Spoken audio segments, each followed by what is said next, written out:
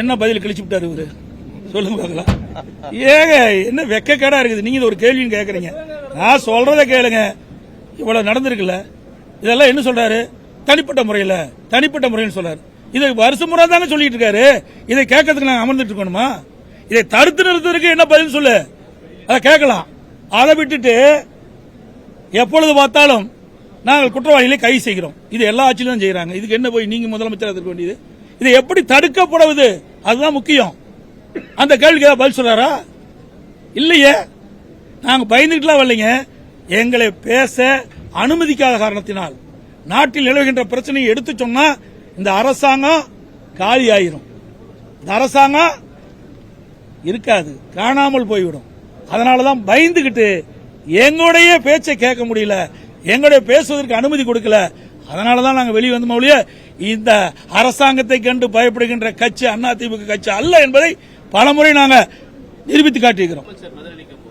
கடந்த ஆண்டு ஒப்பிடுகையில எண்ணிக்கையின் அடிப்படையில் கொலை குற்றங்கள் தமிழ்நாட்டில் குறைஞ்சிருக்கு அப்படின்னு ஏங்க இதுக்காக ஒரு அரசாங்கம், அதாவது நிதிநிலை ஒப்பிட்டு பேசினா பொருத்தம். அதிமுக ஆட்சியில் இவ்வளவு திட்டங்கள் நிறைவேற்றிக்கிறீங்க, நாங்க இவ்வளவு திட்டம் உங்களோட அதிகமாக பரவாயில்ல. அதிமுக ஆட்சியில் 50 கொலை, எங்க ஆட்சியில் 45 கொலை. ஏங்க இது ஒரு ஆட்சியா? மனசாட்சி வேண்டாம்? ஒரு முதலமைச்சர் என்று சொல்லிக்கிட்ட பொழுது உயிருக்கு உத்தரவாதம் கொடுக்க மாட்டேங்கிறார் முதலமைச்சர். எப்படி நாட்டு மக்கள் இந்த அரசை நம்பி இருப்பார்கள்? இந்த காவல்துறையை நம்பி எப்படி மக்கள் வெளியிலே நடமாட முடியும்? சிந்திச்சு பாருங்க. இது என்ற ஒப்பிட்டு பார்க்கின்ற நிலையா? இல்லைங்க. மக்களுடைய உயிரோடு விளையாடக்கூடாது. எல்லா உயிர்களும் காக்கப்பட வேண்டிய உயிர்கள். அதுதான் ஒரு அரசாங்கம். அதுக்கு தான் முதலமைச்சர் இருக்கிறீங்க. அதை விட்டுட்டு ஒப்பிட்டு பேசுவது முறையல்ல.